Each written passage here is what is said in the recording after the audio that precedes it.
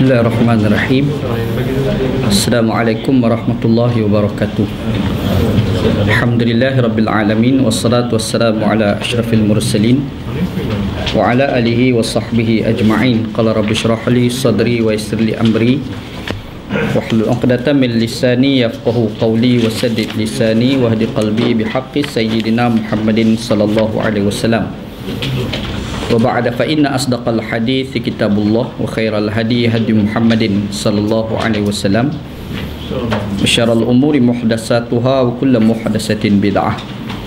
Alhamdulillah, syukur pada Allah Taala pada malam ni kita bertemu untuk kita sambung baca Sunan Abi Daud. Pada malam ni insya-Allah kita akan masuk hadis yang ke 28 hadis ke 28. Mudah-mudahan pertemuan kita pada malam ni diberkati oleh Allah Subhanahu Taala insya-Allah.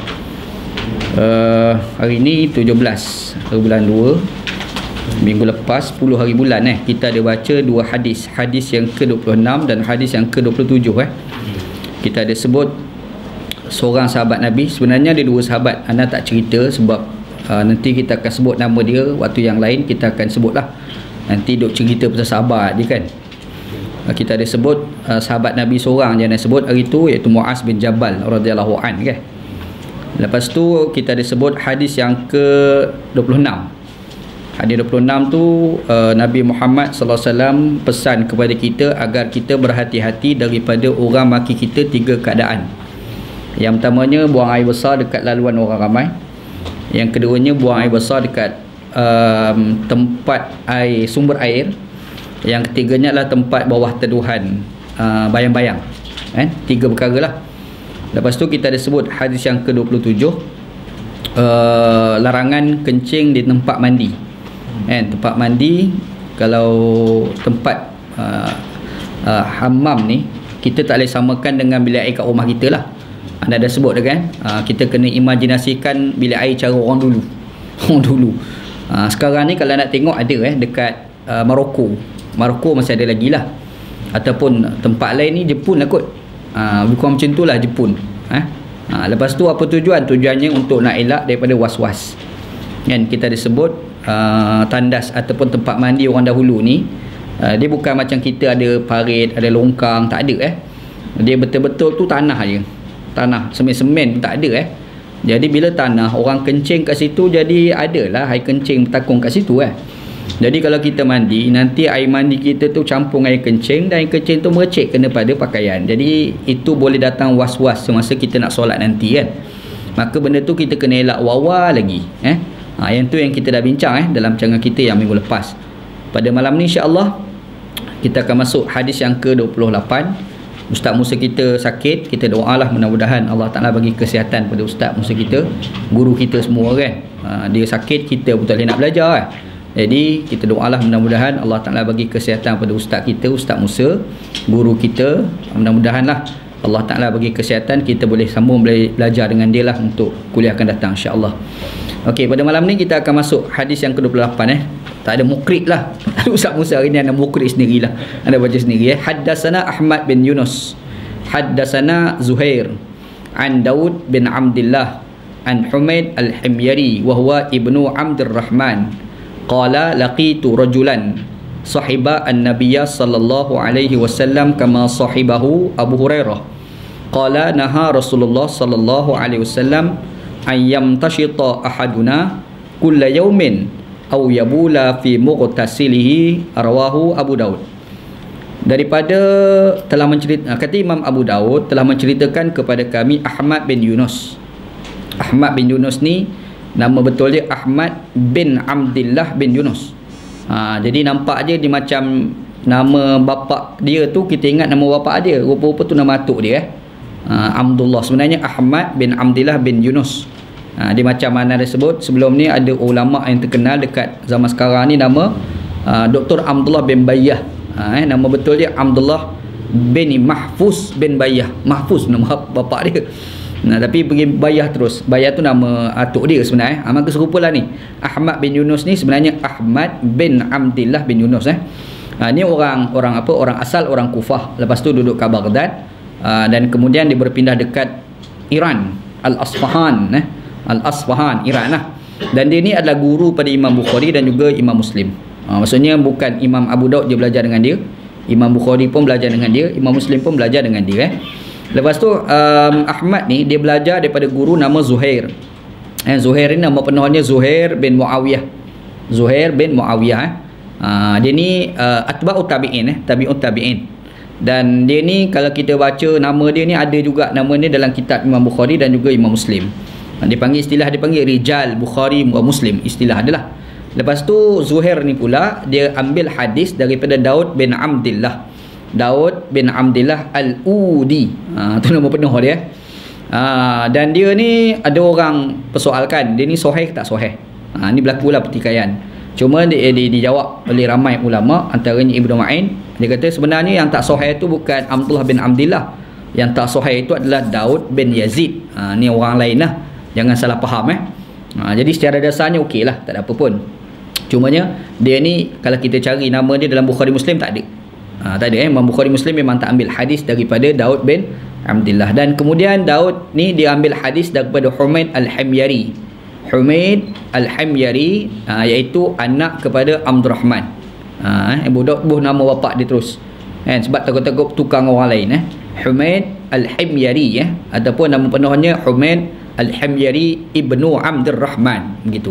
Itu kalau kita kira tengok nama penuh dia lah, begitu. Dan dia ni kata, ni kata dia lah, kata apa? Kata Humaid ni. Dia kata qala, kata Humaid ni. Laqitu ni maksudnya aku berjumpa. Aku berjumpa rajulan. Laqitu ni maknanya berjumpa laqaya. Ni kita duduk kat Melaka. Melaka ni eja dia macam mana Melaka? Dia Melaka ni macam ni Mim Lam Qaf. Asal dia Malqa. Malqa ni maksudnya pada kalimah laqiya. Laqiya ni bertemu. Malqa tempat pertemuan. Pedagang Arab, India lah apa bertemu kat Melaka lah dulu. Tu panggil Malqa Asalnya laqiya. Itulah perkataan tu. Laqitu laqiya. Pusing-pusing jadi malqa. Malqa ni maksudnya tempat pertemuan. Laqiya tu maksud bertemu. Berjumpa. Nampak? Kita kat Melaka ni lama dah, tapi tak tahu asal kata dia apa. Malqa Malqa. Sebab kita orang Melaka baca je Melaka je lah. Macam orang Kelantan cakap orang putih, dia bunyi Kelantan lah. Enterprise dia panggil Tok Peraih. Kan? Kalau orang orang mati itu dia kata gemulah orang Kelantan. Sebenarnya kembali ke rahmatullah. Tu asal dia kan. Awak lagu mana dah lidah dia lagu tu. Kan? Macam orang Cina cakap orang putih, adalah bunyi Cina dia tu. Betul tak? Orang Kelantan cakap orang putih, ada bunyi Kelantan dia tu. Kan? Sabalah orang Melaka. Melaka rembat je lah. Bedal je lah. Asal bunyi boleh faham jadi. Kan?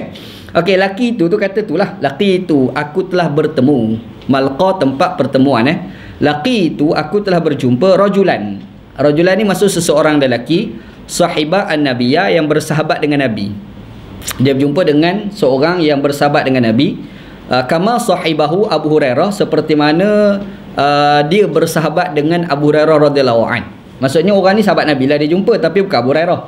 Faham Ada sahabat Nabi yang terkenal nama Abu Hurairah. Ada satu lagi sahabat, dia tak sebut nama orang ni. Siapa dia tu tidak disebut dalam hadis ni lah. Cuba dia cerita, aku jumpa dengan orang sahabat Nabi ni. Yang sahabat Nabi ni, dia ni berkawan dengan Abu Hurairah. Faham tak? Dia tu berkawan dengan Abu Hurairah. Aku ni bukan berkawan dengan Abu Hurairah. Aku berkawan dengan orang tu. Macam tu. Yang orang tu dia tak sebut nama sahabat Nabi tu. Faham tak? Siapa dia kita tak tahu. Nanti kita akan ceritalah.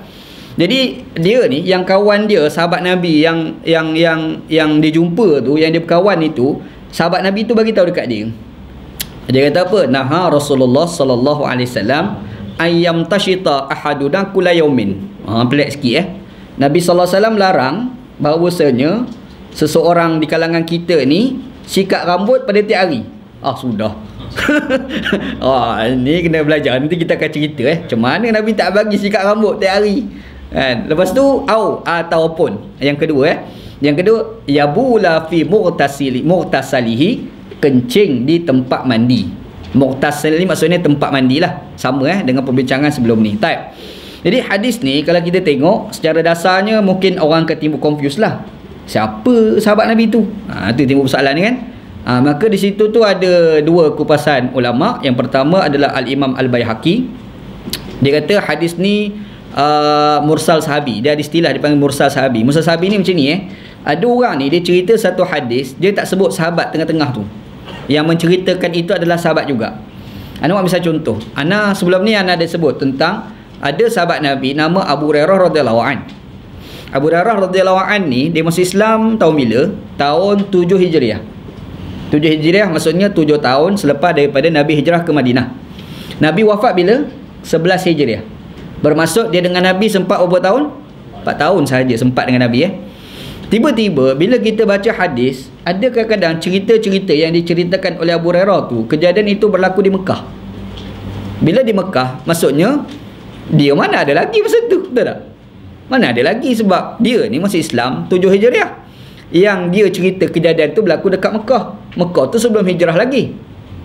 Jadi orang timbul persoalan, apakah cerita ni bohong? Faham tak? Soalan timbul kan? Sebenarnya Abu Hurairah ni dia cerita tu bukanlah dia berada di tempat kejadian, tetapi dia cerita itu dia ambil daripada sahabat Nabi yang ada pada ketika itu. Abu Bakar ke Umar ke Osman ke, itu pulang lah. Sebab ini golongan awal kan, yang dia ni agak lewat. Jadi bila dia sebut cerita apa yang berlaku yang dia tak hadir di situ, bermaksud dia ambil orang tengah-tengah itu dan dia tak sebut nama orang tengah-tengah tu. Dia sebabkan orang tengah-tengah tu tak disebut, maka dipanggil sebagai mursal sahabi, istilah dia. Mursal sahabi. Sahabi tu sahabat lah. Maksudnya ada sahabat Nabi yang digugurkan kat situ. Betul tak? Faham? Apa yang mursal sahabi Jadi dalam kisah ni orang pun anggap ini mursal sahabi. Sebab apa Sebab siapa sahabat Nabi ni? Faham tak? Ini kata siapa? Imam Al-Baihaqi lah kata dia. Cumanya ada ulama yang kata tak betul. Sebab yang dikatakan mursal sahabi ni, yang bercerita itu mesti sahabat. Abu Hurairah tu kan sahabat. Dia tak sebut orang tengah-tengah tu mungkin Abu Bakar, mungkin Umar. Yang Umar, Abu Bakar tu tak sebut nama tu. Jadi pencerita itu kan adalah sahabat Nabi. Jadi dia panggil mursal sahabi. Yang cerita ni bukan sahabat. Yang cerita ni tabi'in. Kan? Tu orang nama apa tu? Humaid Al-Himyari tu. Humaid tu dia bukan sahabat, dia tabi'in. Bermaksud dia yang sebut orang yang aku jumpa ni tak tahu siapa, tapi sahabat Nabi. Faham? Maka ada ulama lain kata bukan mursal sahabi, dia panggil waham sahabi. Istilah dia waham. Apa waham? Waham ni kabur, tak jelas siapa dia. Faham jadi macam mana kes ni? Jadi secara dasarnya apabila yang tak disebut nama tu, yang penting orang tu sahabat, hadis tu tetap dikira sebagai sahih juga. Faham? Jadi maksudnya hadis ni secara dasar tak ada masalah lah. Jadi kita boleh buat hujah, kita boleh buat hukum. Boleh faham tu secara dasar lah berkenaan dengan sanad. Okey, tak apa.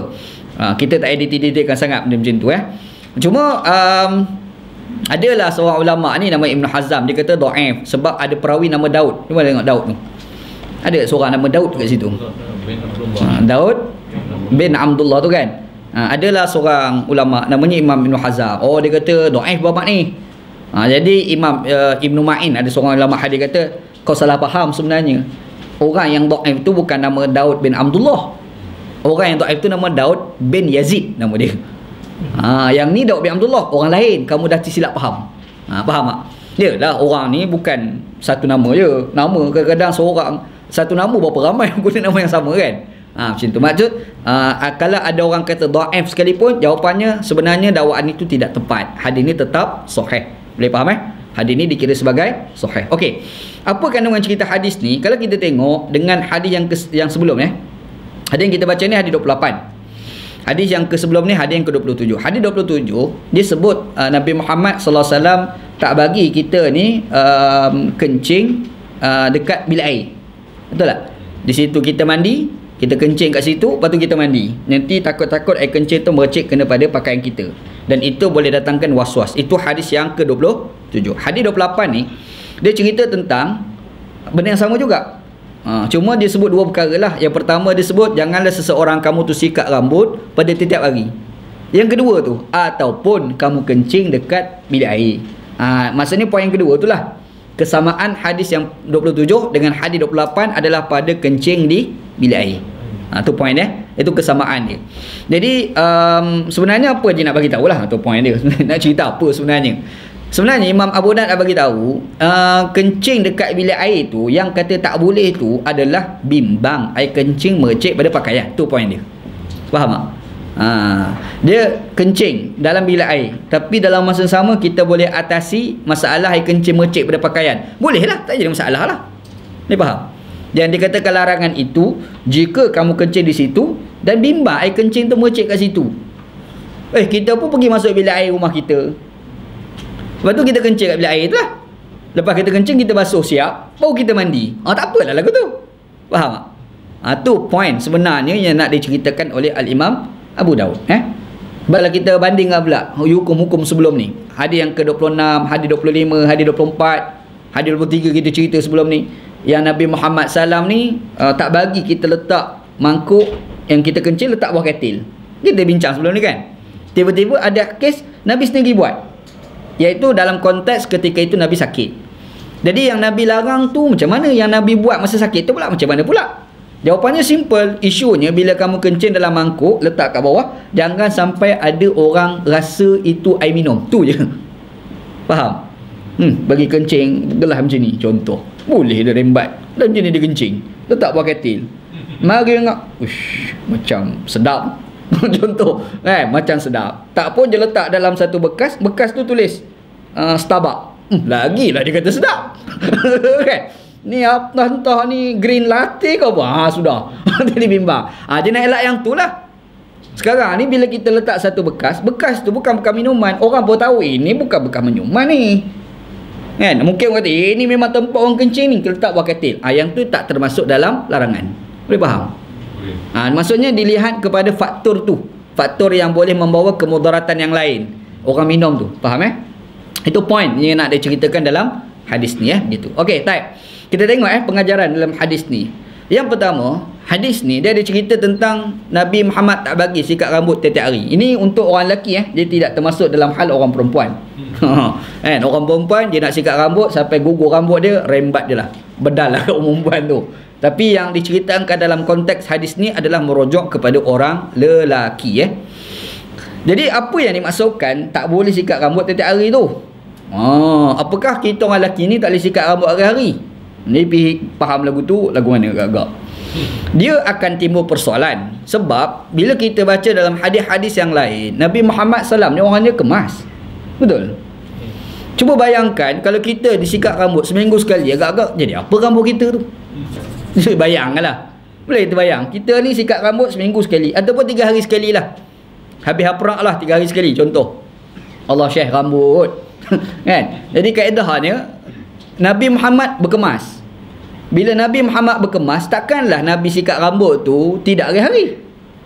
Paling tidak sehari 3-4 kali. Paling tidak lah kan. Tiba-tiba kita baca hadis ni pun kita kata sahih ni. Duk hurai atas sahih tu. Tapi dia cerita ni bukan cerita pada poin sahih tu. Sebab itu tak ada timbul isu. Isu yang kita bangkitkan konteks hadis tu maksud dia apa. Kita nak faham kat situ. Okey. Sebenarnya kalau kita pergi dekat utara orang Penang, orang Kedah, orang Perlis, dia ada satu istilah dia panggil ciwi. Anda tak tahulah orang Melaka guna ciwi Kedah. Wallahu a'lam lah.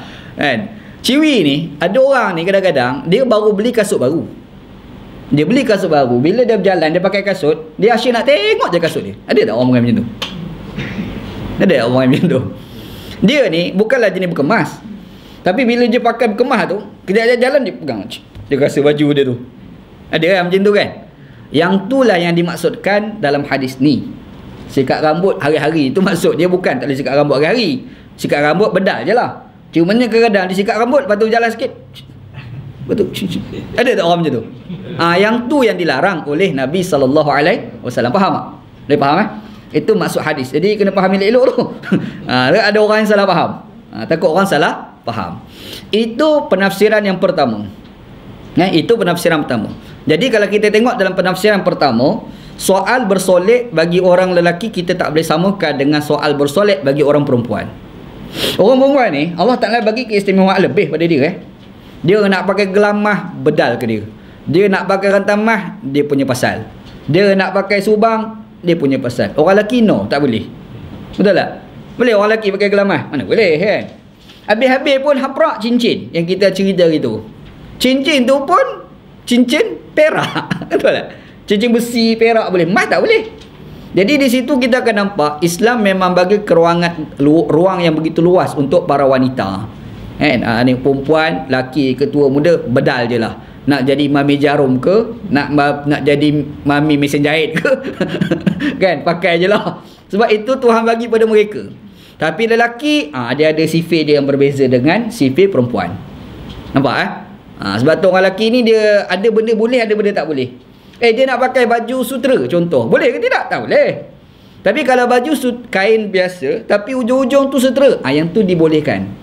Ni ada jubah pakai ujung tu sutera kan, itu dibolehkan. Tapi kalau semua sutera, itu dilarang. Perempuan bedal je lah. Kan? Allah Ta'ala bagi kelebihan kepada para wanita. Anak cerita ni, orang wanita mesti sokong anak je. Kan? Sebab itu memang hukum fiqah je lah. Jadi bila kita tengok konteks itu, kita pun pergi pada hadis ni, kita faham. Rupanya orang lelaki ni soal bersolek tak sama dengan para wanita, sehingga sampai satu tahap Nabi Muhammad melarang kita sikat rambut hari-hari dalam maksud sampai ciwi. Ciwi ni bahasa orang utara Orang utara ni abang orang utara ni kan. Abang Aidil kita ni orang utara, dia tahulah. Anda pernah duduk kat sana tu, boleh tahu istilah tu. Dia ada orang macam tu kan, dia sikat rambut tu dalam sikit. Apa kes kau? Kan? Apa kes kau? Orang lelaki jangan kalau orang perempuan bedal je lah. Cuma larangan dalam hadis ni bukan larangan haram. Larangan di sini larangan makruh. Tu kena clear juga Okey, ada pula penafsiran lain. Itu satu penafsiran nak bawa tadilah. Sebab kita dah bandingkan antara satu larangan, satu lagi Nabi Muhammad buat. Nabi sendiri sikat rambut, tiba-tiba ada larangan kan. Jadi kita tengok, nampaknya macam nak kata larang mutlak tu tak, dia mesti ada faktor kat situ. Yang tadi ada tafsirkan sebagai yang ciwi itulah. Tafsiran yang kedua, dia sama seperti mana hukum kita pakai pakaian labuh sehingga menutup buku lali. Apa hukum kita pakai kain plekat tutup buku lali? Soalan. Dalam hadis Nabi SAW, Nabi ada sebut 3 kalangan manusia yang akhirat nanti Allah Ta'ala tak nak bercakap dengan dia. Salah satu la yukallimuhumullahu yaumal qiyamah wala yanzuru ilaihim. Nabi Muhammad SAW kata ada 3 kalangan manusia akhirat nanti Allah Ta'ala tak nak bercakap dengan dia. Tengok muka dia pun tak mau, Allah Ta'ala melawat. Kata Nabi SAW lah. Lepas tu Nabi sebut 3 itu apa dia? Yang pertama kata Nabi, al-musbil izarahu, orang yang pakai pakaian sampai tutup buku lali. Ini pun untuk orang lelaki bukan perempuan. Dia pakai kain tu up sikit atas daripada dia punya buku lali itulah kan. Kalau ikut sunnah Nabi, separa betis Nabi. Tapi tempat kita pakai separa betis, orang akan kata balik daripada sawah ke? Tu soalan kita balik kan. Tapi kalau yang Nabi macam itulah. Tapi padan lah, dia orang padang pasir, dia bukan macam kita kan. Okey, sebenarnya pakai labuh ni haram jika sombong. Haram jika sombong. Tapi kalau tak sombong, tak apa. Macam kita orang Malaysia pakai kek plekat, labuh tak labuh, tak sombong pun. Ada orang sombong pakai kek plekat, labuh. Kalau dia pelik sangat lah. Tapi kalau orang Arab, memang ada. Orang Arab memang ada budaya tu. Jadi di sini, poin dia bukan isu sikat rambut hari-hari tu. Isu dia sikat rambut hari-hari itu adalah budaya orang sombong pada ketika itu. Tu pada zaman Nabi dulu, orang sombong macam tu. Rambut dia macam tu kan. Kita bisa dengar tak ada orang kata haram qaza? Kadang-kadang kat Facebook tu haram qaza. Qaza tu apa? Qaza ni Nabi Muhammad kata potong sikit sini, potong sikit sini. Kan? Kita panggil apa? Pang ataupun orang Kelantan panggil bojeng. Itu orang Kelantan punya istilah. Apa istilah orang Kelantan bojeng? Bojeng ni kalau ikut sebutan betulnya bohjan lah. Bohjan ni nemu je tahu. Betul kan? Kan? Bojeng dia panggil. Rambut dia tu dia potong sikit-sikit tu. Kan? Macam kita lah pergi kedai buat garis. Qaza dia panggil kan. Qaza ni memang ada dalam hadis larang. Tapi larangan itu larangan apa? Soalan. Apakah larangan haram? Ya, tapi haram itu faktor meniru style rambut orang-orang Majusi zaman tu. Itu adalah style rambut keagamaan orang zaman dahulu. Faham tak? Jadi kita baca hadis tu jangan literal. Dia nak literal kan, terjemahan harfiah. Ini hukum dia. No, nanti dulu. kena faham apa makna di sebalik perkataan Nabi SAW. Faham maka demikian juga kita baca hadis ni. Nabi Muhammad kata tak boleh sikat rambut hari-hari. Kita pun alamak, aku hari-hari sikat rambut. Bukan hari-hari, kadang-kadang sehari 3 kali mandi. Pagi mandi, tengah hari mandi, lagi sembahyang maghrib mandi. 3 kali mandi. Betul? 3 kali mandi, takkanlah lepas mandi rambut macam setan. Betul lah. Mestilah kita nak sikat. Ini Nabi kata tiap-tiap hari tak boleh. Aku 3 kali sehari. Alamak, dah 3 kali salah. Contohlah kan. Oh, kita dah salah faham sebab kita hanya melihat hadis literal sahaja. Maksud di sebaliknya bukan isu sikat rambut tu. Budaya orang dulu. Orang dulu kalau sebut sikat rambut hari ni, ni style orang sombong. Tapi kalau kita datang dalam budaya kita pada hari ni, sombong lah. Tak ada rasa apa Betul? Macam anda sebut tadi, pakai kain plekat labuh tutup buku lali. Orang Malaysia ada rasa apa-apa? Tak ada apa pun. Tapi kalau zaman Nabi Muhammad pakai jubah labuh tutup buku lali, oi, dia rasa sombong sebab itulah ia dilarang oleh Nabi SAW. Faham Sebab itu bila Abu Bakar As-Siddiq radhiyallahu an, dia dengar Nabi sebut tu, Nabi salam sebut tu kan, Nabi kata pakai tutup buku lali tu tak boleh, dilarang. Allah Ta'ala tak nak tengok muka di akhirat nanti. Abu Bakar ni jadi pakai Abu Labuh. Abu Bakar As-Siddiq ni, Abu Bakar pergi tanya Nabi, aku ni lagu mana pula? Tanya Abu Bakar kepada Nabi. Nabi kata kamu kan sombong. Memang Abu Bakar kan, yalah, Abu Bakar ni sahabat Nabi yang paling rapat dengan Nabi. Orang jiwa dia kuat, nak compare dengan kita jauh lah. Jadi sombong-sombong ni tak ada dalam diri dia. Nabi pun kata kamu bukan termasuk dalam maksud larangan hadis tadi. Boleh faham maka demikianlah bila kita memahami hadis ni gitu insyaAllah. Ada satu lagi dalam hadis ni, Nabi Muhammad SAW dia tak bagi kita kencing dalam tandas. Dalam bilik air. Dia tandas ni tak tepat sebab tandas ni kita nampak sekali dengan jamban tu. Tu cara imajinasi kita lah. Jadi kita boleh kata sebagai tempat mandi lah kot. Tempat mandi. Jadi tempat mandi ni Arab panggil al-mustahmim. Daripada kalimah hamim. Hamim tu bukan hamim dulu Hizbul Muslimin tu, bukan. Mustahmim ni, asal hamim ni adalah air yang panas. Mustahmim ni maksudnya tempat mandi, tempat tu panas. Kau tengok orang Jepun dia bawa panas badan dia tu kan. Dia berpanas. Orang perempuan kalau nak sihat kan buat macam tu. Dia panggil apa? Spa apa panggil? Sauna apa panggil kan? Macam tu lah. Itu yang katakan tempat mandi tu. Begitu. Baik. Okey. Itu hadis yang ke 28. Bab yang ke 15. Kita dah lepas. Hari ni, lepas tu kita masuk pula bab yang ke 16. Bab yang ke 16. Babu an-nahi anil bauli fil juhri. Baca elok-elok. Al-juhri. Jangan baca hujri. Ada orang silap baca, dia baca hujri jim dengan ha dia, kalau tersilap dia makna dah berubah. Hujri lubang, juhri bilik. Itulah problem bahasa Arab. Tak ada bahasa Melayu pun serupa je. Sepak dengan sepak dia sama je. Betul? Sepak, sepak, tapi sama ke makna? Beza. Sepak tangan pergi, sepak kaki pergi. Betul kan? Arab lagilah rumit bahasa Arab kan. Anda dengar kata bahasa Mandarin lagi berat. Panjang pendek pun mana dah berubah dah. Macam kawan Ana seorang Cina sebut Wanji.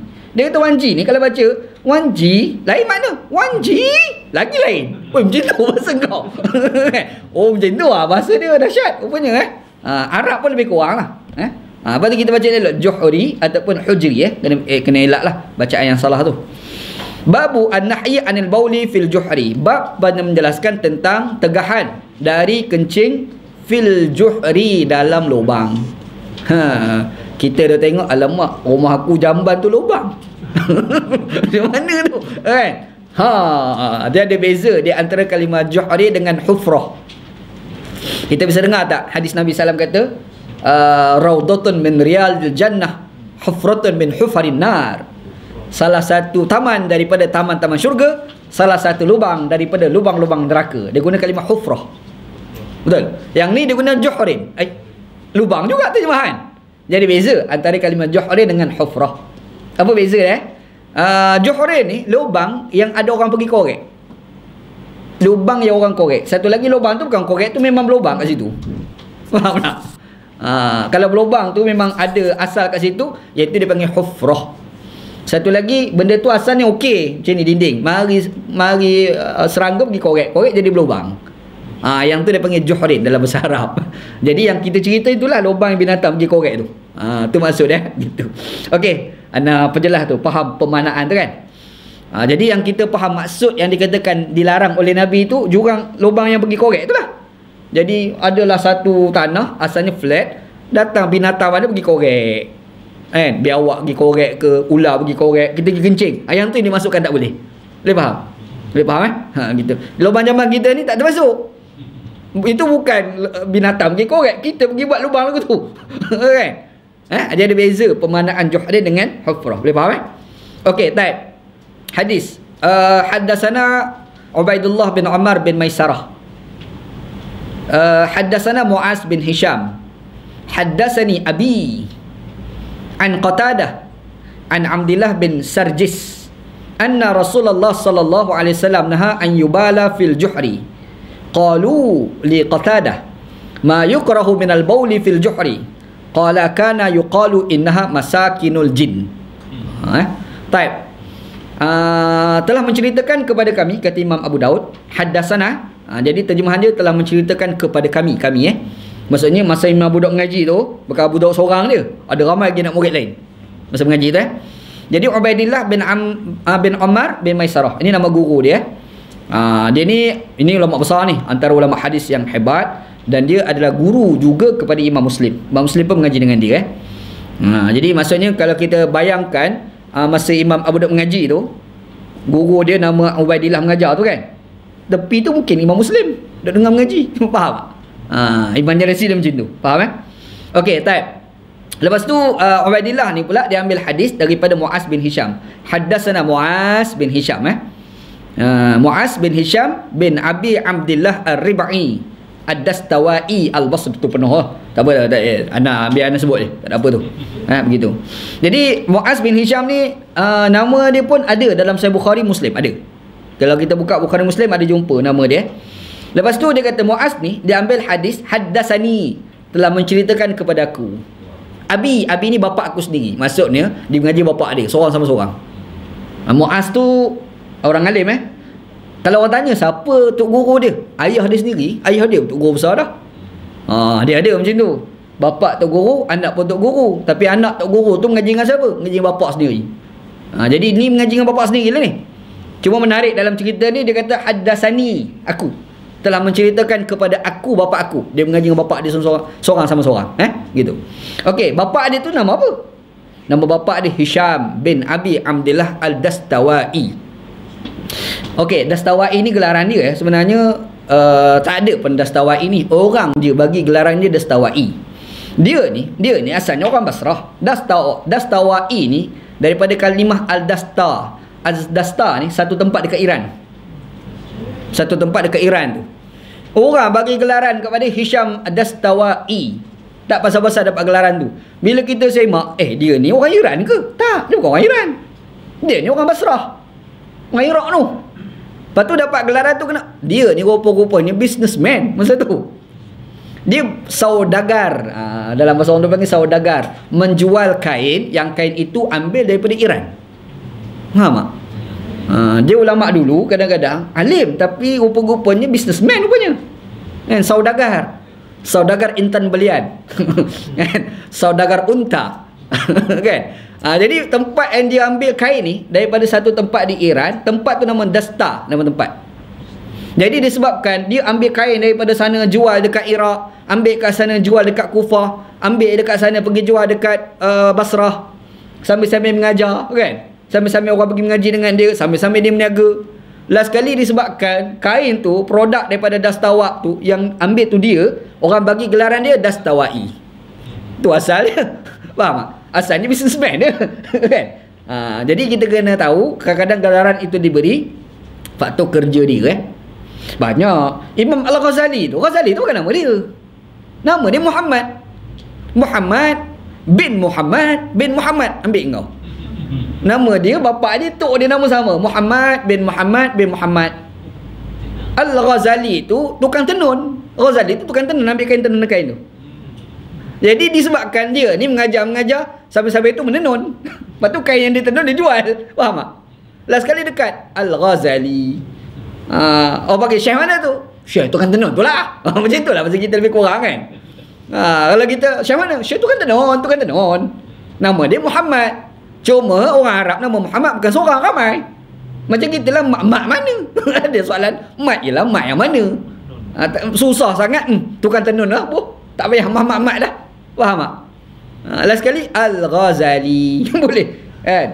Faham Itu asal lah kalimah Al-Ghazali tu. Gitu. So pula ni Hisham Dustuwai. Kadang-kadang orang sebut qala ad-Dastawai. Kita pun dia ni orang Iran ke? Kan? Macam contohlah anak berkata Al-Kelantani contoh kan. Kita dia ni orang Kelantan ke? Rupa-rupa bukan kelahiran Kelantan. Tengok IC bukan 03. Bapa dia pun bukan 03, mak dia pun bukan 03. Lepas tu kenapa Al-Kelantani ni? Rupa-rupanya businessman, ambil barang daripada Kelantan dia jual kat Kuala Lumpur. Faham tak? Inilah berlaku kepada seorang ulama namanya Hisham bapa kepada Muaz, Muaz bin Hisham gitu. Okey. Hisham Dustuwai ni dia ambil hadis daripada Qatadah. Qatadah di sini adalah Qatadah bin Di'amah As-Sadusi. Qatadah bin Di'amah As-Sadusi, itu nama penuh dia lah. Dia ni pun kalau kita buka dalam Sahih Bukhari Muslim jumpa nama dia. Ini maksudnya bukan calang orang lah. Ini antara ulama hebat. Sehingga kan ulama hebat seperti Bukhari Muslim pun ambil cerita dia. Dia ni orang Basrah, mati dekat Basrah sebab kena sakit taun. Ini mangsa H1N1 pada zaman tu. Inilah seorang ulama besar namanya Qatadah bin Di'amah As-Sadusi. Dia ni mengambil hadis daripada Abdullah bin Sarjis. Tempat kita ada Jamaluddin Jarjis. Tempat kita kan. Dah meninggal dunia dah kan. Seorang bekas menteri lah yang ni sahabat Nabi, Abdullah bin Sarjis. Sahabat Nabi. Orang Basrah, asalnya Madinah. Lepas Nabi Muhammad SAW wafat, hijrah ke Basrah. Duduk kat sana, mengajar kat sana, jadi orang alim kat sana kan. Menyebabkan ada orang belajar dengan dia lah. Cumanya kalau kita buka dalam kitab-kitab hadis, semua kitab hadis sebut nama dia kecuali satu kitab je tak sebut nama dia, Sahih Bukhari. Imam Bukhari dia tak ambil hadis daripada dia. Sebab apa? Sebab dia sahabat Nabi yang tak popular, jarang sangat riwayatkan hadis. Dia kadang-kadang bukan sekadar jarang riwayatkan hadis, kadang-kadang kita tak pernah dengar nama pun ada sahabat Nabi. Contoh anda sebut kita bisa dengar tak sahabat Nabi nama Abu Ad-Dihdah? Bisa dengar nama ni? Sahabat Nabi tau. Dia ni sampai ada ayat Quran turun berkait dengan dia. Hebat tak hebat dia tu kan? Tapi kita tak pernah tahu nama Abu Ad-Dihdah. Tak pernah dengar. Ayat Quran, man zalladhi yuqridullaha qardan hasana fayudha'ifahu lahu adha'afan katsirah wallahu yaqbidu wa yabsutu wa ilaihi turja'un. Barang siapa yang memberi pinjam kepada Allah dengan pinjaman yang baik, pasti Allah Ta'ala bagi gandaan kepadanya dengan gandaan yang banyak. Yang menyempitkan dan memperluaskan rezeki kamu adalah Allah. Kepada Allah kamu akan dikembalikan. Ayat tu lah berkait dengan dia. Dia ni orang kaya, Abu Dihdah ni. Dia ada dua kebun besar. Satu kebun elok, satu lagi kebun kurang elok. Dia ni jumpa Nabi, dia kata aku nak infak.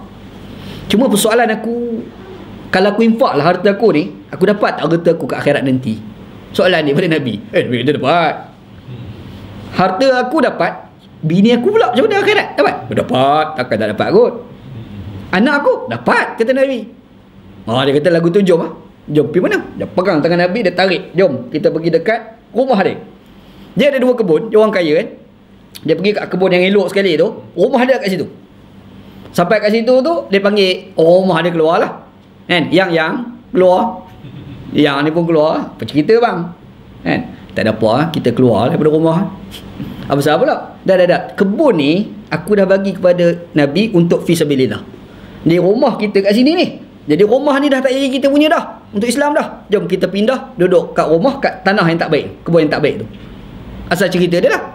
Nabi tengok kejadian tu berlaku. Yang bini ni bila dia tengok apa yang Nabi bila tengok, bini dia kata apa? Dia kata mudah-mudahan suami aku kamu dapat apa yang kamu nak. Harta kamu ke akhirat, isteri, anak-anak tu kan, kamu dapat. Disebabkan kejadian itu Allah Ta'ala tu ayat Quran tu.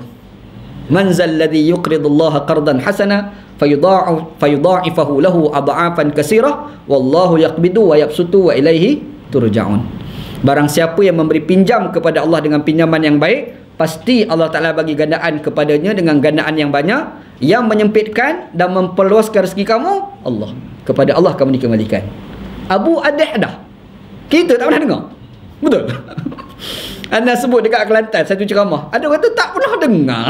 Adalah seorang orang tua dah, Pak Haji, ngaji lama dah, dia kata dah dengar kuliah Tok Guru ni Aziz lah siapa mengajar. Mari ustaz sebut Abu Dahdah, pertama kali dengar tadi. Baca tafsir jumpalah nama ni. Dia kadang-kadang ada sahabat Nabi tu, nama dia tu kita tak pernah dengar tapi memang ada. Yang ni kita jumpa sahabat Nabi, dia jarang sangat orang sebut sebab dia tak banyak meriwayatkan hadis. Sebab itu kalau kita buka kitab yang biasa-biasa, jumpalah nama dia. Tapi Imam Bukhari tak ada nama dia. Sebab apa? Sebab kalau ada orang cerita pun mungkin orang petikaikan sanad tu. Nampak kan? Abdullah bin Sarjis gitu, sahabat Nabi. Lepas tu dia hijrah ke Basrah, dia mati kat Basrah kan. Kuasa Allah Ta'ala lah bagi pada dia. Tapi dia ni Quraisy, dia orang Quraisy ini bukan orang biasa, dia ni orang Quraisy, Arab Quraisy. Maksudnya satu keturunan dengan Nabi Muhammad sallallahu alaihi wasallam. Nampak gambaran gitu. Okey, hadis ni tak ada masalah apa pun, cuma ada sikit orang kritik katanya hadis ni dhaif. Yang katanya Syekh Albani lah kan. Tetapi bila kita semak, sebenarnya Syekh Albani ni dia tidak meraihkan pandangan ulama yang mengatakan Qatadah tu dengan Abdullah bin Syarjis ni bertemu. Ada orang bersoal, sebenarnya Qatadah tu kan, Qatadah bin Di'amah tu dengan sahabat Nabi tu kan, dua orang, Abdullah bin Syarjis, kata ni tak bertemu dua tu. Ulama kata tak bertemu. Syekh Albani kata tak bertemu, jadi dhaif. Syekh Albani lah. Mari ulama lain kata tak bertemu kan, kami berjaya membuktikan dia pernah bertemu. Jadi bila berjaya dibuktikan pernah bertemu, maka hadis ni boleh dianggap sebagai sahih. Faham boleh insya-Allah gitu. Jadi secara dasarnya okey, secara dasarnya okey.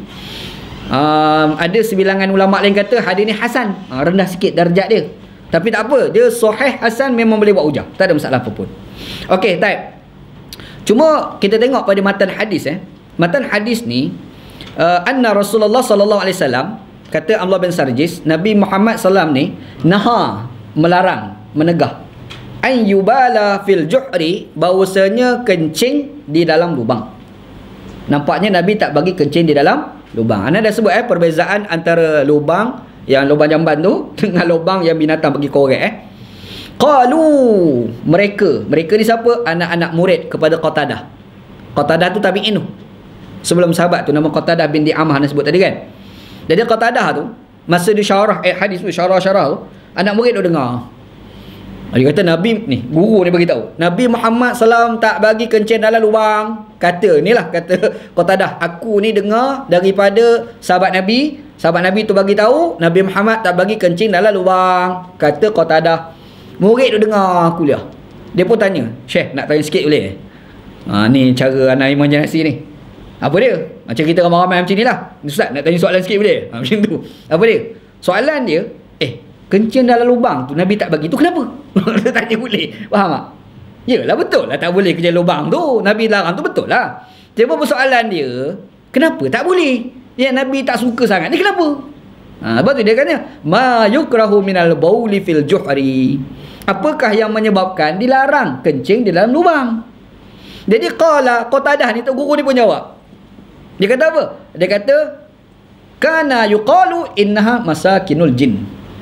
Kana yuqalu, dikatakan. Kalau bahasa kita, cara kita bercakap ni, orang duk kata lah. Faham tak? Orang duk kata lah lubang ni tempat jin. Jadi yang kata, yang sebutan kata orang duk kata lubang di tempat jin, itu bukan perkataan Nabi, itu perkataan Qatadah, Tok Guru tadi. Faham Kena clear. Jadi di sini kalau kita kata lubang ni tempat jin, itu bukan hadis Nabi. Faham? Itu syarahan daripada seorang guru namanya Qatadah dalam memahami maksud Nabi. Nabi tak kata pun. Boleh faham Yang dikatakan lubang itu tempat jin, itu bukan perkataan Nabi, itu perkataan ulama namanya Qatadah. Boleh? Jadi kita tak boleh kata lubang tempat jin. Siapa kata? Nabi kata. Nabi tak kata pun. Nabi kata benda lain. Cuma ulama' dia cuba nak tafsirkan. Faham Macam mana sebut sebelum ni lah. Nabi Muhammad SAW pacak pelepah tamar dekat dua kubur. Ingat ni cerita sebelum ni.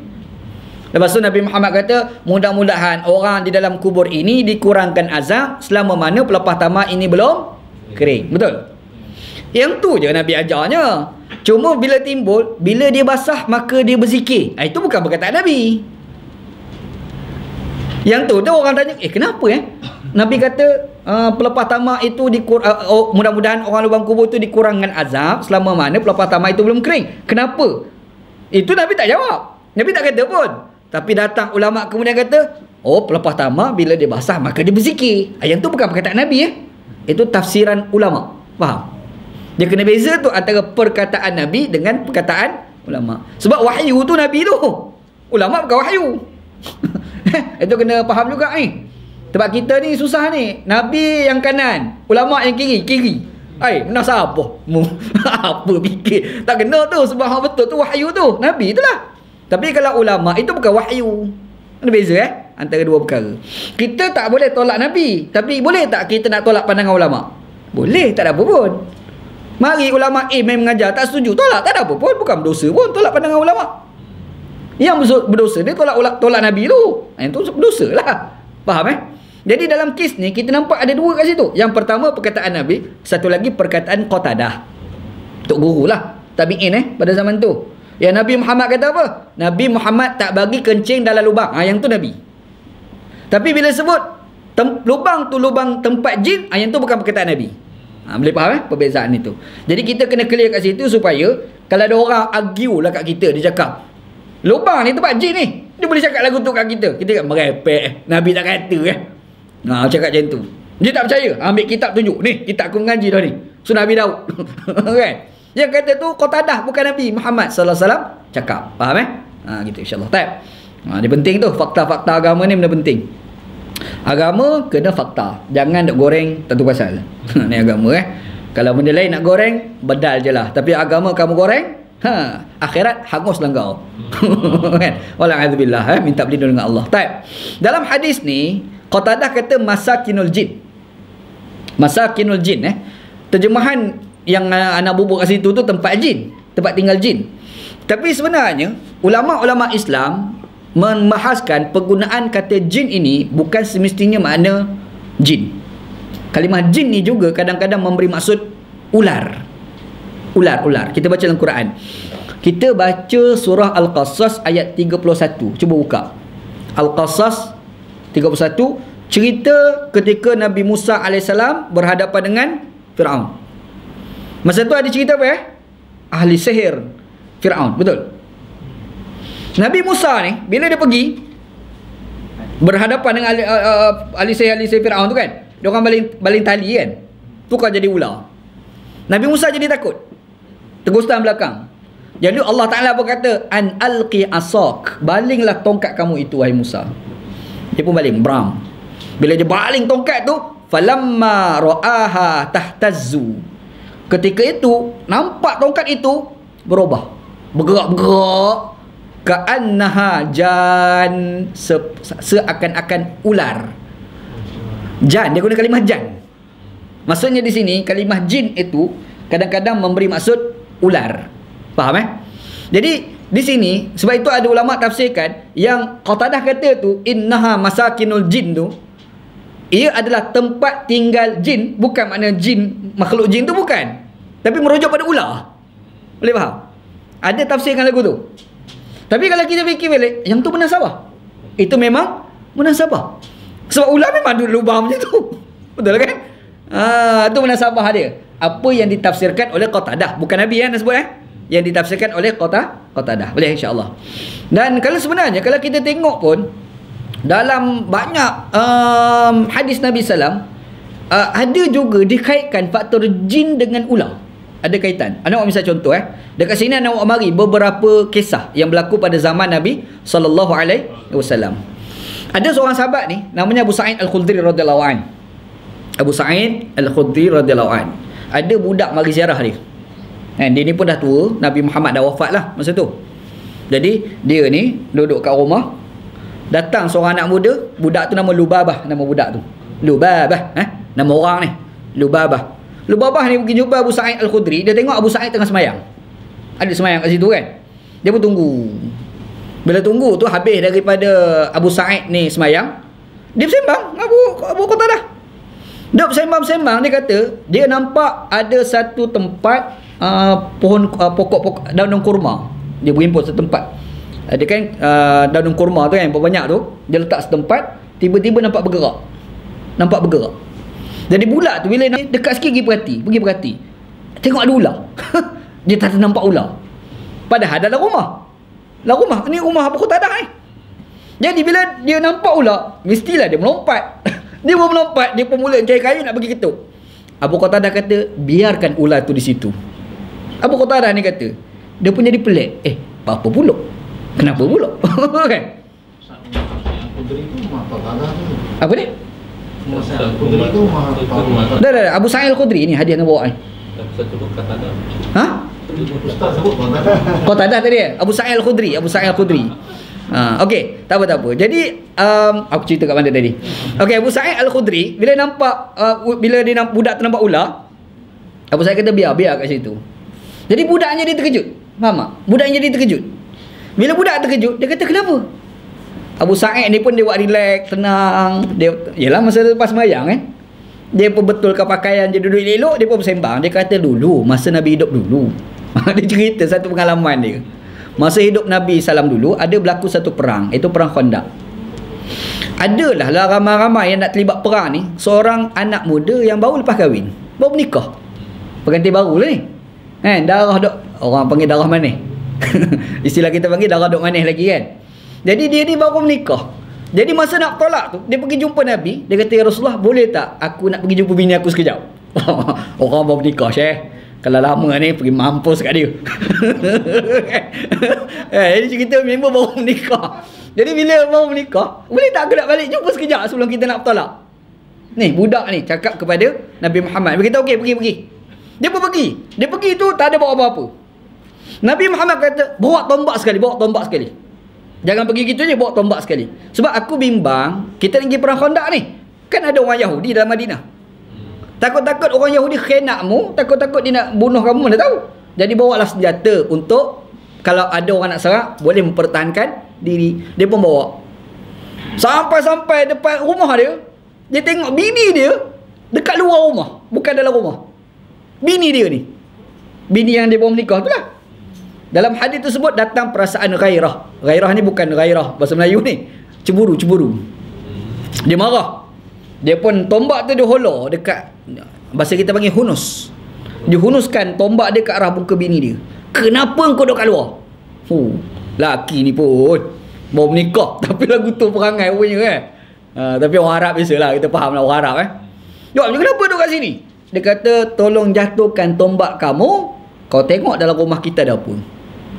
Dia kata, macam tu Dia pun tarik dia punya tombak. Dia pun masuk. Ada satu ular yang besar dalam rumah dia.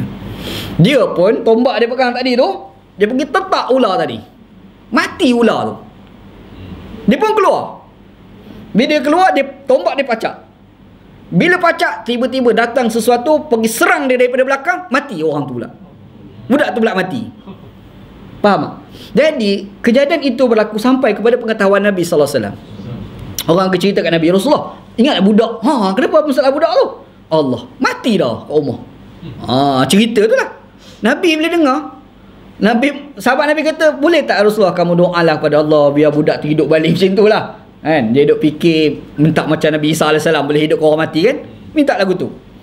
Nabi Muhammad SAW kata, kamu doalah istighfar kepada, mintalah supaya Allah Ta'ala ampun dosa budak tu. Sebenarnya dalam masyarakat kita di Madinah ni ada jin. Dalam masyarakat kita ni ada jin. Dan ada di kalangan jin-jin itu, dia berupa dengan rupa binatang tertentu. Faham? Jadi hadis itu memaklumkan kepada kita, sebenarnya ada jin yang boleh berupa dengan rupa binatang. Boleh faham? Ada jin yang boleh berupa dengan rupa binatang. Sebab itu bila sebut kalimah jin, kadang-kadang jin pun ya, ular pun ya juga. Pemaknaan tu itu boleh berlaku. Jadi bila sebut masakinul jin, tempat jin, lubang itu tempat jin, mengikut tafsiran Qatadah. Ada orang tafsirkan ular, ya juga, Imam Abu Daud lebih selesa pemaknaan dia adalah jin sungguh. Sebab apa kita kata Imam Abu Daud boleh tafsir lagu tu? Nanti kita tengok hadis yang akan sambungan. Nabi Muhammad ajar bila kita keluar daripada tandas, kita baca ghufranak, minta ampun dengan Allah. Kenapa baca doa? Nak perang jin tu lah. Kita ingat balik hadis sebelum ni. Ya, Nabi Muhammad SAW ajar bila kita keluar dari jamban, kita baca Allahumma inni a'udzubika minal khubusi wal khaba'is. Faham Jadi di sini ada dua maksud kat sini. Yang pertama adalah jin, satu lagi adalah ular. Kita tengok kebanyakan ulama-ulama fiqh semua memaknakan hadis ini merujuk kepada ular. Semua, hampir semua ulama-ulama fiqh dia tafsirkan hadis ni dalam pemaknaan ular, bukan pemaknaan jin. Tapi Imam Abu Daud saja bersetuju memaknakan masakinul jin ini adalah jin sungguh. Boleh faham? Boleh insya-Allah gitu. Baik. Tadi kita dah sebut berkenaan dengan jin nampak jin. Okey, cumanya ana dah sebut tadi Imam Abu Daud antara ulama hadis yang menganggap yang dikatakan masakinul jin, tempat jin di sini ni jin sungguh, bukan ular. Antaranya hujahnya ada kes berlaku melibatkan kepada seorang sahabat Nabi namanya Sa'ad bin Ubadah radhiyallahu anhu. Sa'ad bin Ubadah radhiyallahu anhu dia ni selepas Nabi sallallahu alaihi wasallam wafat Nabi wafat 11 Hijriah, dia meninggal tahun 14 Hijriah. Dia ni lepas Nabi wafat 11 Hijriah, dia telah berhijrah pergi dekat Syria, Syam. Sampai di situ ada satu ketika tu dia ni nak kencing. Dia pun pergi kencing. Dia kencing kat satu lubang. Orang tak tahu tu. Tiba-tiba orang jumpa dia, dia dah rebah dah. Dia dah mati dah. Dah mati dah orang tu dan kata seorang ulama namanya Ibnu Abdul Bar, dia kata badan dia kelihatan hijau. Badan dia hijau. Mati tu kan, lepas dia kencing tu. Jadi orang dia datang, orang ni confused. Dia ni mati sebab apa? Tiba-tiba ni kan badan hijau. Tak pasal-pasal ink kena belahak. Jadi tak ada kaitan gurau kan. Jadi dia ni jadi hijau. Bila jadi hijau tu, ni orang yang ada pada ketika itu ni confused. Dia ni mati sebab apa sebenarnya? Tengah ada confused, tiba-tiba terdengar satu suara. Mungkin suara jin.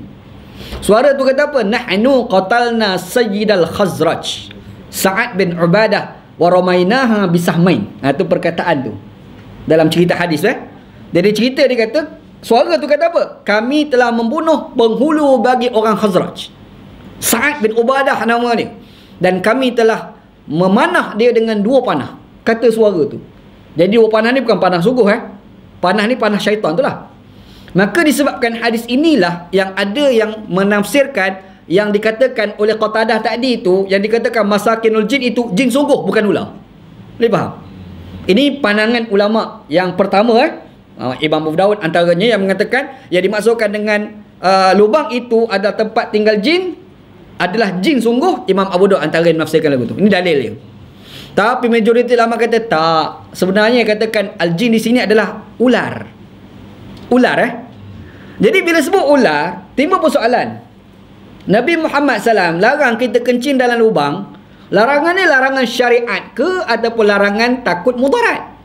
Boleh faham? Boleh faham Sebab dia gini ada benda ni dalam agama ni, kita baca Quran hadis, dia syariat. Ada satu lagi bukan syariat. Kalau orang tanya pada kita, pakai kopiah ni dapat pahala tak? Orang tanya soalan. Pakai kopiah kita orang Melayu pakai kopiah ni kan. Pakai kopiah dapat pahala, pakai sorban, pakai sorban. Serban ni bahasa Hindustan tahu tak? Sarban. Sar ni mana kepala, ban ni mana belit. Sarban, sar kepala, ban ni belit. Ban ban tu mana belit. Kan? Sarban belit kepala. Asal dia. Kita pakai serban. Orang tiba persoalan pakai kopiah, pakai serban. Ini ni agama ke budaya? Soalan. No, faham ni macam tu Kalau kita tengok, kalau ulama yang kontemporari ni macam Syekh Muhammad Al-Ghazali contoh, ataupun Dr. Ali Jumu'ah bekas mufti Mesir, dia ada tulis satu kitab Al-Mutasyaddidun, nama kitab dia. Dia kata antara yang orang tasyaddud, orang yang agak melampau dalam beragama ni, apabila dia menganggap pakai serban itu adalah agama, menganggap ada pahala khusus pakai serban. Sebab bila kita semak dalam banyak hadis Nabi yang cerita pahala pakai serban, dhaif mungkar. Faham? Yang sahih tak ada. Makanya bila kita pakai serban, dia tak lebih sekadar budaya. Tu ya. Nak pakai serban pakailah, tak ada masalah apa-apa, pakailah. Macam orang tanya kita, orang perempuan pakai furdah, agama ke budaya? Furdah. Syekh Muhammad Al-Ghazali kata, kalau sekiranya pakai furdah itu adalah agama, kenapa ketika tawaf kena buka? Syekh Muhammad Al-Ghazali kata. Logik juga kan? Jadi dia kata, pakai furdah ni bukan agama. Furdah ni budaya Arab. Orang Arab memang dia pakai furdah. Budaya orang Arab dululah. Sekarang ni dah jadi orang putih dah orang Arab pun. Yang dengan sama orang Arab sekarang dulu Macam nak cerita kuliah 2 minggu lepas. Kita masuk kelas dekat Universiti Azhar tu, yang pakai kopiah ni budak Melayu. Orang Arab tak pakai pun kopiah. Masuk kelas. Anak masuk pakai kopiah tu budak Melayu. Kalau tengok takkan Arab tu. Boleh tahu selalu. Ulama Arab ni jarang sangat pakai kopiah. Kadang-kadang masuk kelas pakai kep pun ada. Tapi alim lah, ulama besar, alim, Quran, hadis hafal, tapi pakai kep. Tu tak termasuk lagi bawa rokok. Oh lagi bawa rokok Syekh. Dia susun rokok 5 botol rokok kat atas meja dia. Dia syarah hadis bisa rokok beruram. Qala Rasulullah macam tu kan. Kan bila masuk batang yang kelima tu, kita pun dah standby tutup kitab nak habis dah tu. Tak dah. Sebab bila habis tu wallahu alam. Orang Arab kan. Anak masa belajar di Azhar, ada kawan masuk dengkal kita orang Malaysia pakai kopiah. Arab seorang ni masuk, dia tengok pakai kopiah. Muka budak Melayu. Lepas tu dia tengok orang Arab tak pakai kopiah. Last sekali dia pergi tanya, anda masa tu duduk kat pintu. Tempat susun meja tu kat pintu tu, anda duduk kat situ. Dia tengok anda, dia tanya, kenapa kau pakai kopiah? Dia tanya kita. Dia boleh tanya kita budak Malaysia pakai kopiah. Disebabkan orang yang dia tanya tu anda jawab cara anda lah. Anda kata apa? Ini adalah pakaian tok nenek korang. Itu. Orang Arab kan. Jawab lagu tu lah. Orang Arab ni nak jawab hujah ilmiah lah apa. Berdebat dengan orang Arab tak benar pun. Tak buang masa je bukan orang Arab. Tu cerita masa dia ni cerita luar sikit iklan sikit. Dia di Mesir ni, jangan ada janggut. Kalau ada janggut nanti dituduh sebagai orang Ikhwanul Muslimin. Tu zaman Nana belajar dulu. Dia akan syak Ikhwan Muslimin. Orang Ikhwan ni tak boleh kat sana. Ikhwan ni dia tangkap kan. Kalau di beberapa tempat di Mesir ni kan, kita ni kalau pergi, kenapa berjanggut? Hazi sunnatul Rasulullah. Kau mampuslah kat situ. Ini sunnah Rasulullah. Dia Ikhwan ni, dia tangkap kita bawa kat tempat dia lah. Dekat sana dia tak boleh kalau kita kata ini tabligh, okey, tabligh tak apa, jangan Ikhwan. Sebab Ikhwan ni dilihat sebagai golongan menggugat negara. Zaman Husni Mubarak dulu ni zaman Nana, zaman belajar dulu kan.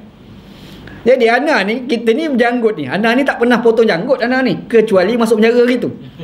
Itu bukan dah potong, penjara potong kan. Tidak, anak tak buang janggut. Jadi bila kita berjanggut, ada tak banyak, sejemput je, tak pernah lebih pun. Jadi orang Arab, dia duk perhati kita, usah kita janggut. Anak ada seorang kawan budak Kedah, kita nak beli buku tu, cari-cari buku, datang seorang pakai bush jacket, ini macam betul-betul SB tadi. Dia pergi tanya anak, kenapa kau pakai janggut? Limaza tatalaha? Kenapa berjanggut? Dia tanya soalan. Nak jawab apa? Hazi sunnah Rasulullah. Tak mampus jawab lagu tu. Hazi sunnah Rasulullah. Qala Rasulullah. Mampus lah kau jawab lagu tu kan. Jadi anak jawab macam mana? Anak kata, Banatul Malaysia yuhibna rijal mutalaha. Perempuan Malaysia itu suka lelaki berjanggut. Jawab lagu tu. Jawab lagu tu. Konok orang Arab tu. Dia gelak, terlepas lah kita. Kena pada jawab lah. Tidak, kena kutip lah. Kan? Itulah orang Arab kan. Betul, bila anak duduk kat pintu, Arab tanya, kenapa pakai kopiah? Sebab orang Arab tak pakai. Dia, itu Melayu pakai kan. Anak kata lah, libasu jadik kan. Ini pakaian untuk nenek kau dulu. Jawab lagu tu, dia pun tak boleh nak jawab. Betul memang betul pun, untuk nenek dia pakai macam ni kan. Jadi bila sebut kopiah, serban, ini budaya. Dia budaya orang Arab Pakai serban ni bukan Nabi je pakai, Abu Jahal pun pakai. Abu Lahab pun pakai. Abu Jahal pakai serban, Abu Lahab pun pakai serban. Serban dia orang lagi canggih serban kita. Dia orang pakai serban ni sampai tutup tengkuk ni. Cara dia lilit tu, telinga tutup, tengkuk tutup. Tu serban orang Arab. Jadi dia budaya, dia bukan agama. Bila ada kita baca hadis yang ada kata kalau kita semayang dengan memakai serban, pahala dia begini-begini, selalunya dhaif, mungkar, palsu. Tu je. Faham Sebab itulah macam Syekh Muhammad Al-Ghazali contoh, ataupun macam Dr. Ali Jumaah. Dia kata serban ni budaya Arab. Nak pakai, kalau pakai tak ada pahala khusus, tak ada pun. Faham Boleh nak pakai serban, tak nak pakai, rembat je lah. Cuma tempat kita kalau pakai kopiah, ini boleh halang kita buat jahat. Sebab orang Melayu ada istilah, tak malu ke Tuhan, malu ke kopiah pun tak apa dah. Betul. Pergi dekat Mesir. Di Mesir ni ada satu tempat nama Dahab, dekat Sinai, sepadan Israel dengan Mesir tu kan. Dia ada laut kat situ, Sinai. Kat situ orang Israel cukup ramai kat situ. Mari Israel masuk. Orang kita Mesir nak masuk ke Israel tak boleh, tapi Israel nak masuk ke Mesir tu mudah masuk. Dahab tu kita pergi tu, orang Israel ni pakai seluar dalam dengan coli dia, duk bersindai kat tepi tu. Ana pergi dengan kawan-kawan lah, sampai ke situ, pergi tu, anda kata elok sangat kita pakai kopiah yang keras. Sebab kalau tak malu kepada Allah, malu ke kopiah. Yang penting keras tu sebab tak boleh nak kilah. Kalau lembek kan boleh masuk poket. Macam tu kan. Macam tu lah. Cerita dia, kita orang Melayu kalau pakai kopiah ni jadi satu tajuk, segan nak buat jahat. Betul tak? Kalau pakai kopiah ni, duk lepak kedai kopi, azan tak pergi, rasa macam tak kena dia. Kena pergi juga. Betul tak? Jadi dia kopiah ni dia tak ada tajuk agama pun, tak ada, dia budaya. Tapi persepsi masyarakat Malaysia pakai kopiah ni sikit sebanyak dia halang kita buat jahat. Betul tak kakak? Dia lah orang pakai kopiah pakai baju gambar tengkorak. Pelik. Tapi kalau tak pakai kopiah, pakai baju tengkorak, tu biasa ke. Dia bukan haram pun, tak ada haram pun. Pakai baju gambar tengkorak haram ke? Tak haram. Tapi kalau pakai baju tengkorak itu ustaz, dia jadi lain tau. Ustaz pakai baju tengkorak. Dia ustaz ni, ustaz. Dia boleh bincang seminggu tu. Ustaz pakai baju gambar tengkorak. Kan? Tu buah mulat tu dia bincang Syekh. Kalau mari ilmu hadis, tak boleh ustaz ni, tak boleh pakai dah. Tak siqah. Tak boleh percaya riwayat dia. Sebab apa? Pakai baju gambar tengkorak. Tak haram pun, tapi sebab dia ustaz. Serupa juga orang pakai kopiah. Betul? Orang pakai kopiah pakai baju tengkorak. Dia lain. Tapi kalau tak pakai kopiah, dia pakai baju tengkorak, bedal je lah. Dia ada persepsi dia sendiri. Dia bukan isu agama, dia isu persepsi. Faham begitu. Okey. Anda nak cerita hadis ni, ini di bawah kategori ghairu tasyri', bukan syariat.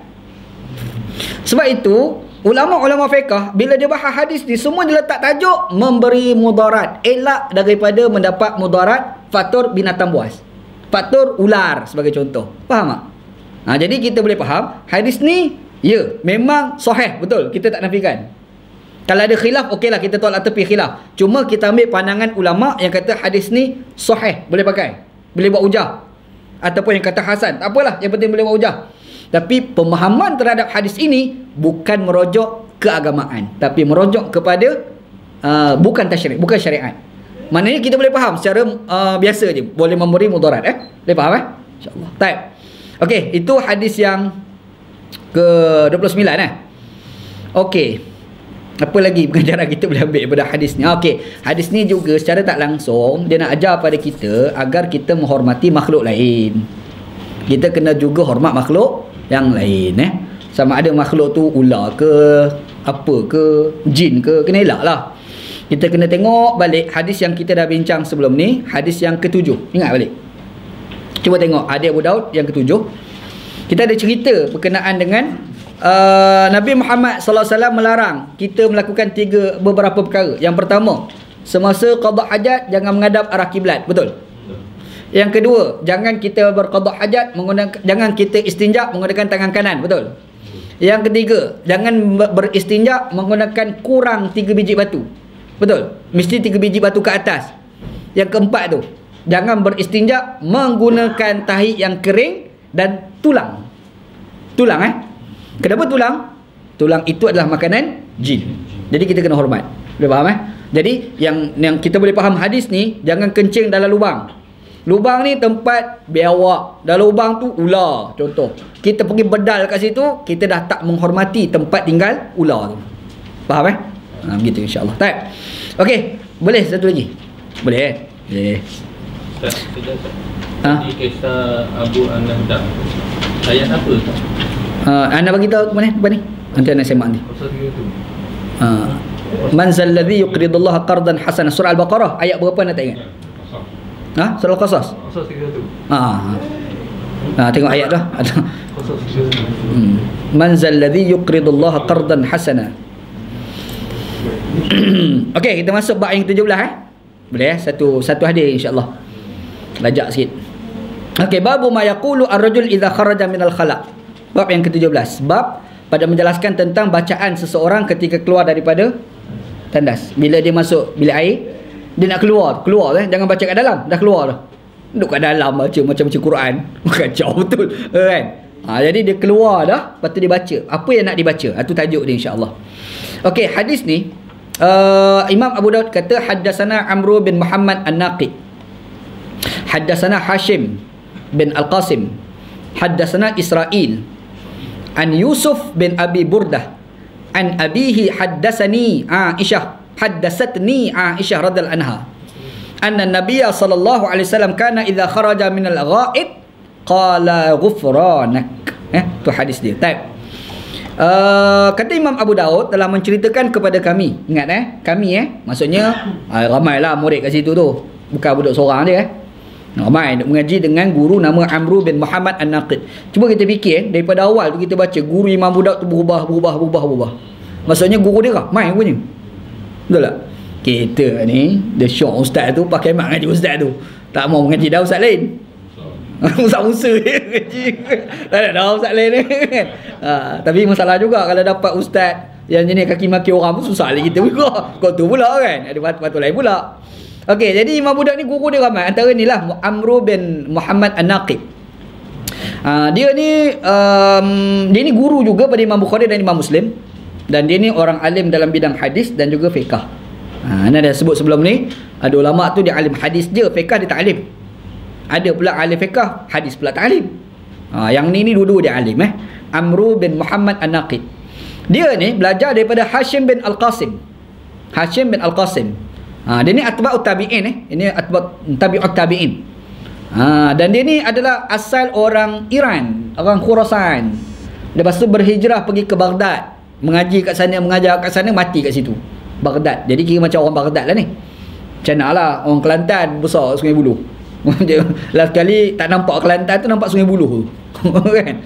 Lepas tu dia ni belajar daripada Israel orang dulu nama Israel Tapi apa salah? Kita sekarang jangan pun nama anak Israel pula. Susah kita Syekh maki Israel. Maki Israel sebelah. Susah tu. Macam kita sembang itu kat depan Jihad Jirahim. Ada kawan anak seorang masa belajar di Pakistan. Orang Pakistan ni dia anti sangat dengan Syiah. Dia tak lagi dengan Syiah ni. Sebab ramai sangat ulama-ulama Deobandi ni kena bunuh dengan orang Syiah. Jadi dia sentimen tau, benci dengan Syiah. Kuat sangat. Sebab tu kalau tengok rata-rata orang belajar pada Pakistan, dia tak lagi dengan Syiah kan. Memang dia hentam pakai mat Syiah ni. Orang macam mana dia, okey lah, raih-raih je lah kan. Malah nak bergaduh sebenarnya kan. Jadi kawan anak seorang, bapak dia ni pengaruh masa era revolusi Iran. Dia bubuh nama anak dia Muhammad Al-Khumaini. Khumaini nama dia.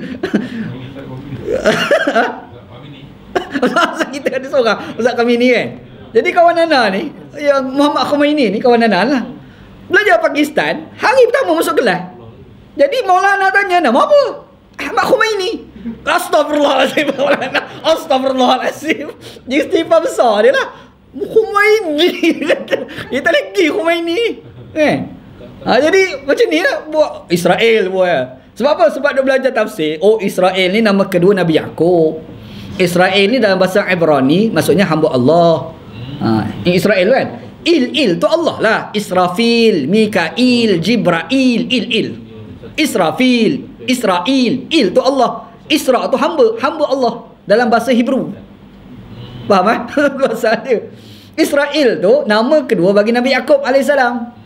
Bani Israel anak cucu Nabi Yaqub.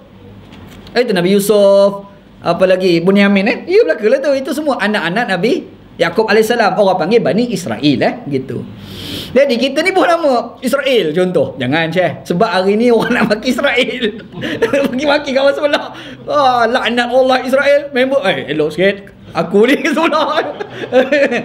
Kena beringat lah begitu. Tapi orang dulu memang ada lah nama Israel. Nama dia Israel bin Yunus tu nama penuh dia. Kat sini namanya Israel. Jadi Israel bin Yunus. Orang Kufah ni orang Kufah. Dan dia adalah tabi'in. Dan kalau kita buka dalam 6 buah kitab hadis, nama dia memang ada dalam kitab. Abu Dawud ada, Tirmizi ada, Nasai ada, Ibnu Majah ada, Bukhari Muslim pun ada nama dia. Maksudnya dia ni okey jugalah, agak okey. Kemudian dia ni ambil hadis daripada guru nama Yusuf bin Abi Burdah. Yusuf bin Abi Burdah. Yang ni Imam Bukhari tak ada riwayatkan dia. Buka dalam Sahih Bukhari, Muslim tak ada. Tak ada. Nama ni memang tak ada dan dia ni Yusuf ni dia ambil hadis daripada bapa dia sendiri, an abihi. Daripada bapa dia sendiri, bapa dia nama Abu Burdah bin Abi Musa al-Ash'ari. Bisa dengar Abu Musa al-Ash'ari? Sahabat Nabi kan? Jadi Abu Burdah tu anak dia. Tapi bapa dia bukan sahabat Bapa dia bukan sahabat. Bapa dia sekadar tabi'in. Jadi di sini maksudnya tabi'in yang nama Abu Burdah ni, dia adalah anak kepada sahabat. Sahabat Nabi tu namanya Abu Musa al-Ash'ari, gitu. Dan Abu Musa al-Ash'ari tu bukan nama betul dia sebenarnya. Nama betul dia adalah Abdullah bin Qais. Nama betul dia. Tapi popular dengan panggilan Abu Musa al-Ash'ari, Abu Musa al-Ash'ari gitu. Itu nama sebenar lah. Macam kita sebut Abu Hurairah kan, bukan nama dia Abu Hurairah, nama dia Abdul Rahman. Nak sebut Abdul Rahman bin Sakhar, Pak Haji mana pula ni Pak Aman mana ni? Dia fikir Pak Aman mana? Rupa-rupanya Abu Hurairah tu lah serupalah Abu Musa Ash'ari. Itu bukan nama betul dia Nama betul dia adalah Abdullah bin Qais. Itu nama betul dia gitu. Okey, dia ni ambil hadis daripada Aisyah. Aisyah isteri Nabi sallallahu alaihi wasallam. Itu kita tak nafikan lah. Kita pun dah cerita panjang lebar berkenaan dengan Aisyah radhiyallahu anha dalam kuliah-kuliah kita sebelum ni kan. Dan Aisyah ni cerita anna Nabiya sallallahu alaihi wasallam kana idza kharaja minal ghaid qala ghufranak. Kata Aisyah, Nabi Muhammad sallam apabila dia keluar daripada buang air besar, Nabi akan baca ghufranak, doa selepas daripada buang air. Pendek je ghufranak. Kita ni tak baca yang ghufranak tak sampai sesatu saat pun. Tak ada baca, keluar relax ke. Padahal kalau baca boleh pahala. Bukan ada pun. Padahal tak sampai satu saat pun. Ghufranak. Tak tahu sebenarnya, hari ni baru tahu. Baca ghufranak gitu. Hadis ni tak ada apa masalah, cuma ada beza khilaf antara Syekh Albani dengan Syekh Arnaud. Syekh Albani kata hadis ni sahih, Arnaud kata hasan. Poin dia adalah pada Yusuf bin Abi Burdah. Yusuf bin Abi Burdah tu kita jumpa tu kan, sebelum daripada Abu Burdah anak kepada Abu Musa Asy'ari. Maksudnya cucu Abu Musa Asy'ari itulah. Orang petikai lah dia ni tak. Tapi bila kita semak rupanya okey, tak ada masalah apa pun.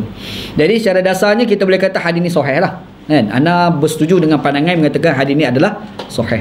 Hadis ni dengan hadis sebelum, kalau kita tengok dalam hadis yang ke-29 menjelaskan Nabi larang kencing dalam lubang. Betul? Dalam hadis yang ke-30 Nabi Muhammad sallallahu alaihi wasallam ajar pada kita bila keluar daripada tandas kita baca doa. Betul? Jadi di situ kita akan nampak apa yang nak dipahami oleh Imam Abu Daud. Kita keluar baca doa. Maksudnya macam nak bagi tahu yang dikatakan lubang itu adalah tempat jin. Masakinul jin tadi. Boleh faham? Kalau kita tengok sudut yang lain, memanglah tempat ada najis itu tempat kesukaan syaitan. Kita pun dah cerita sebelum ni kan. Syaitan ni memang suka tempat najis, tempat darah, tai, itu memang disukai oleh jin. Jadi bila kita masuk dalam tandas, boleh tak kita nak samakan dengan tandas kita dengan konteks dahulu? Tak boleh sama. Sebab apa Sebab zaman dahulu dia dekat tengah padang pasir, dia orang bukan macam kita ada flush masuk dalam tu. Faham Jadi bila kita qada hajat, kita buang air, jatuh dalam tu, kita flush. Terselamatlah daripada syaitan tu. Jadi disebabkan tandas ni tempat syaitan. Kita tengok dalam hadis Nabi Muhammad tak bagi kencing dalam lubang berkait dengan syaitan.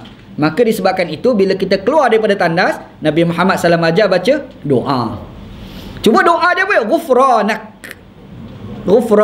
Ghufranak ni maksudnya keampunan dosa daripada engkau ya Allah. Ghufranak Okey, timbul persoalan juga kenapa kena baca minta ampun keluar jamban? Pernah fikir? Keluar jamban minta ampun dengan Allah. Kalau kita tengok hadis sebelum ni, baca doa dia, Allahumma inni a'udzubika minal khubusi wal khaba'is. Betul? Masa nak masuk tu kan? Tapi bila kita keluar, baca doa dia ghufranak, minta ampun dengan Allah. Apakah kita duduk dalam jamban itu berdosa sehingga kena minta ampun dengan Allah? Satu persoalan. Macam mana agak-agak Di sini ni ulama dia bahas. Ulama hadis dia bahas. Dia kata yang pertama, Nabi Muhammad SAW ni, dia akan berzikir pada setiap masa. Ingat kita bincang hadis sebelum ni, hadis ke-18.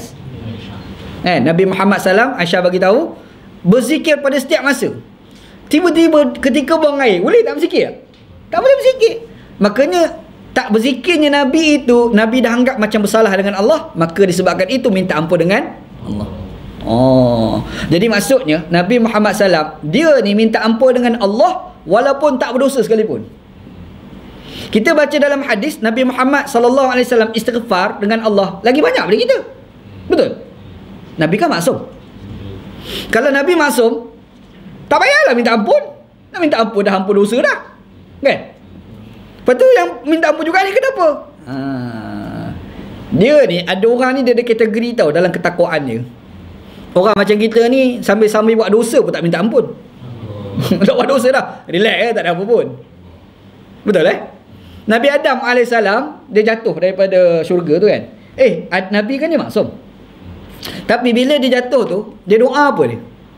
Rabbana zalamna anfusana wa illam taghfir lana wa tarhamna lanakunanna minal khasirin. Dia minta ampun dengan Allah. Kenapa dia nak minta ampun sedangkan dia memang terampun dosa? Tengok soalan kan? Sebab inilah kategori manusia-manusia bertakwa pada Allah. Ada manusia tu dia takwa pada Allah, yang dia ni buat dosa dia minta ampun, dia buat dosa dia minta ampun. Tapi ada satu kategori yang dahsyat, tak buat dosa pun minta ampun dengan Allah, buat benda makruh pun minta ampun dengan Allah. Faham? Itulah sebab dalam hadis ni Nabi Muhammad SAW bila keluar daripada tandas, dia baca doa ghufranak. Faham? Minta ampun, keampunan dosa daripada Engkau ya Allah. Kita ambil lah, belajar lah lagu tu kan. Macam mana pula pemahaman Imam Abu Daud? Itu kita akan bincangkan datang lah. Apa maksud Imam Abu Daud pula dalam hadis ni Cuma kalau kita buka dalam riwayat-riwayat yang lain, memang ada bacaan doa yang lain, tetapi dhaif, mungkar, palsu. Doa yang sahih ketika kita keluar daripada tandas, pendek je, ghufranak. Yang lain ada panjang. Kalau bawa kat sini ada doa-doa yang panjang. Contoh, ada satu doa, alhamdulillahillazi azhaba annil adha wa afani. Dhaif. Itu dhaif. Apa lagi bacaan? Alhamdulillahillazi ahsana ilayya fi awwalihi wa akhirihi. Palsu, maudhu'. Alhamdulillahillazi azaqani ladzatahu wa abqa fi quwwatihi wa azhaba anna adhahu. Dhaif. Dhaif belaka. Yang sahih ni pendek ni. Macam mana sebut hari tu doa makan. Ingat cerita awal itu kan? Doa makan kita, Bismillahirrahmanirrahim, barik lana fi ma razaqtana wa qina adzabannar kan. Padahal kalau kita baca yang sahih tak panjang, pendek je. Yang sahih Allahumma barik lana fihi. Tu je. Kita segala Rabbana Al-Quran habis kita impun baca, bubuk kat situ kan. Maka demikian juga doa ketika kita keluar daripada tandas. Pendek je sebenarnya, tak beban pun. Keluar daripada tandas tak sampai satu saat, ghufranak, keampunan dosa daripada Engkau lah ya Allah. Dah insya-Allah. Okey, right, jap Hadis yang ke-18, babu karahiyati masjid zakar. Okey, itu insya-Allah kita akan bincang akan datang.